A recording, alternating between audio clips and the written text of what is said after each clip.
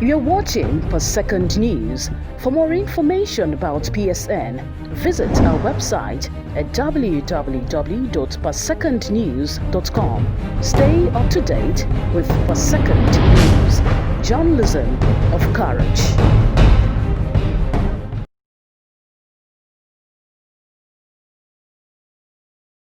Nobody makes any payment in NDDC without Godswill Akpabio's approval.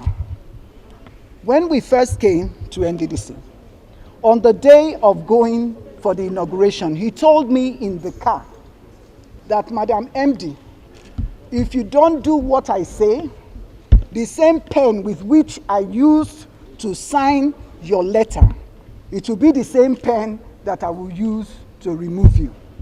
He said the first thing I should do when I get to Port Harcourt is to change the dollars in the NDDC account. I was scared to do that. After that, he came to Port Harcourt 2 days after the inauguration. He said the first thing I should do is to make sure I change the dollars. I should remove Mr. Kaltungo from being legal and send him on compulsory retirement, that we cannot have a northerner be the head of the legal team, of the legal unit. He said I should remove all the other directors that refused to take his instruction during the time of Mrs. Aguagaga. That was the predecessor before I came. So he came also with a draft, which I've submitted, with a draft letter that I should write and put it on my letterhead, implicating Senator Mwobushi for collecting contracts in NDDC. I told him that I will not, I'm a lawyer, and that whoever alleges must prove. The fact that Senator Mwobushi is giving us trouble as IMC, you remember also that they did not recognize the IMC. I said I will not do that letter.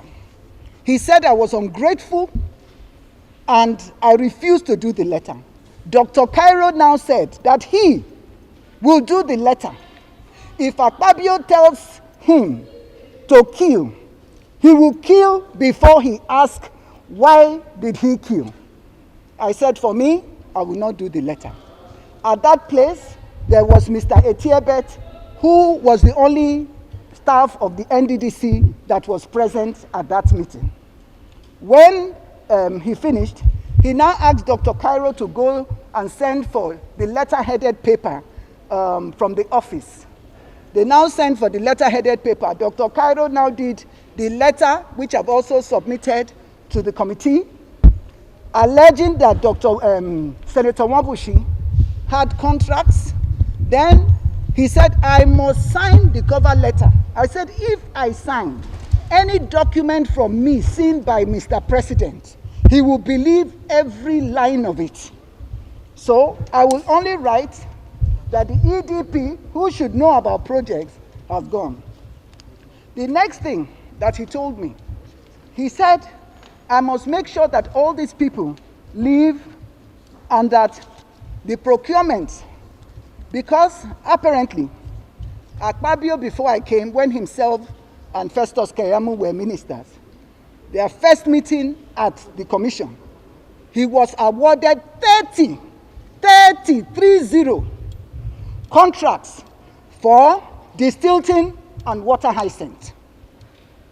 Mr. Linus, who was the director finance, refused to sign because it did not follow due process.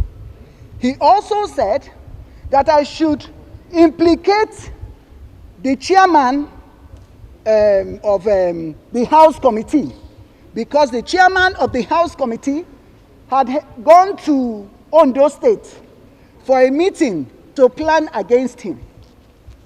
Water Hyacinth and Distilton, they said that the budget for Water Hyacinth and Distilton was, I think, for about 3 to 5 billion. I'm not sure exactly how much.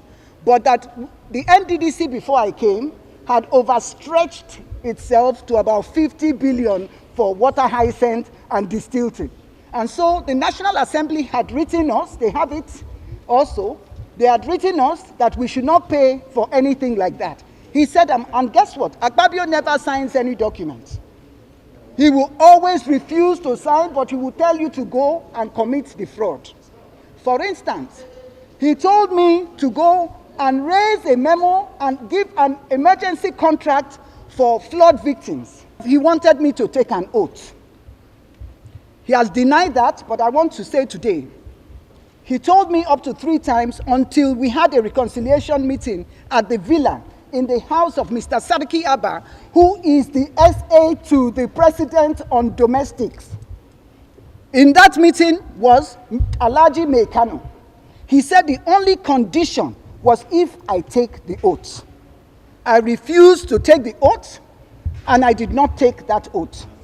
And I will never take the oath from him. So he said he was going to remove me. He started a campaign of calumny against me. He said I did not answer him because the facts will speak for itself. Now, to end this matter about the procurement process, I refused to go with him to deceive Mr. President at the FEC meeting because the Procurement Act says if I contravene any section of the Procurement Act, it's 5 years imprisonment without an option of fine. So if I go and say they should pay for the process, if you see, they say it's for 2020 budget. Akpabio went to get the approval from FEC. The 2020 budget has not even been discussed by the National Assembly till today. The 2020 budget has not been passed. However, he lied to FEC, which is the greatest embarrassment in this country, for a budget that has not been passed, for an approval to be given for that procurement. I refused to go because he wanted me to send the money for the procurement to the ministry to implement the forensic audit. I refused. I am challenging him to deny any of these allegations because I have to round up for you people.